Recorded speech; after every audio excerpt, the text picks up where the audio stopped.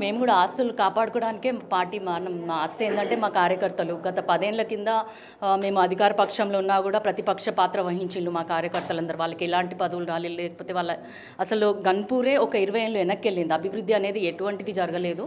15 ఏళ్ళుగా ప్రత్యక్ష రాజకీయాలు లేకపోయినా, ప్రత్యక్షంగా ఎమ్మెల్యే కాకపోయినా కూడా ప్రజలు గెలిపించారు అంటే అది కేవలం కడియం శ్రీహరి గారైతేనే మాకు అభివృద్ధి చేస్తారు గన్పూర్కి అన్ని నమ్మారు కాబట్టి గెలిపించారు. కాబట్టి ప్రజల్లో మా పైన విశ్వాసం ఉంది.